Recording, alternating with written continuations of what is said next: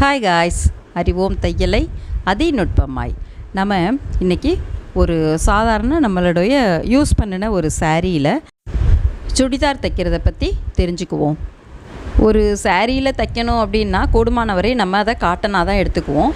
என்ன மாதிரி மெட்டீரியலாக இருந்தாலும் அதை நம்ம நல்லா அயன் பண்ணிக்கணும். அப்புறம் கண்டிப்பாக லைனிங் கொடுத்து தான் தைக்கணும்.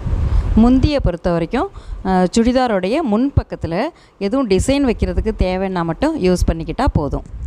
இப்போது புடவையோட இந்த ஸ்டார்டிங் சைடு, அதாவது இடுப்பில் சொருவோம் இல்லையா, அதை தான் நான் இங்கே விரித்து போட்டிருக்கிறேன். அதில் இந்த ஓரடிச்சதெல்லாம் நாம் வெட்டிடணும்.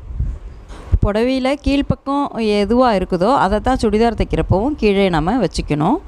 மேலே இருக்கிற பார்டர் தேவை கிடையாது, அதை நம்ம வெட்டி எடுத்துடலாம். சரி, இப்போ சுடிதாருக்கு எவ்வளோ அகலம் தேவை அப்படிங்கிறத நாம் இந்த வீடியோவில் பார்ப்போம். இது நம்ம இப்போ அளவு சுடிதார் வச்சியே அளவு எடுத்துக்கலாம். சரிங்களா?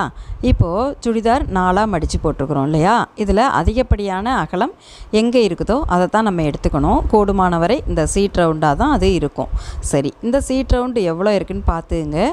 அதை விட ஒரு 3-3.5 இன்ச் எக்ஸ்ட்ராவாக இருக்கிற மாதிரி நாம் அளவு எடுத்துக்கிட்டோம்னா போதும். இப்போ அந்த மாதிரி நான் ஒரு 3.5 இன்ச் எக்ஸ்ட்ராவாக வச்சு பாயிண்ட் பண்ண போகிறேன் மடிப்பு பக்கத்தில்.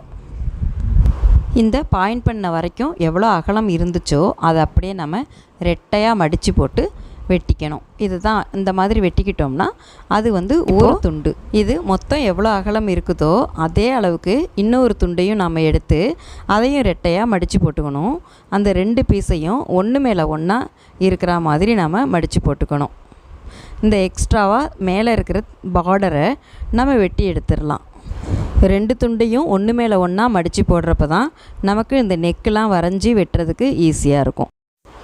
இந்த அளவுக்கு திருத்தமாக துணியை ரெடி பண்ணினதுக்கு அப்புறமா தான் நம்ம இந்த மாதிரி அளவு சுடிதாரை வச்சு நம்ம அளவு எடுக்கணும்.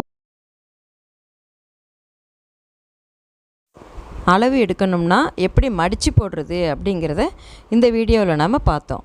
ஓகே காய்ஸ், தொடர்ந்து நம்ம சுடிதார் தைக்கிறத பற்றி தெரிஞ்சுக்குவோம். வீடியோ பார்த்ததுக்கு ரொம்ப நன்றி. வணக்கம்.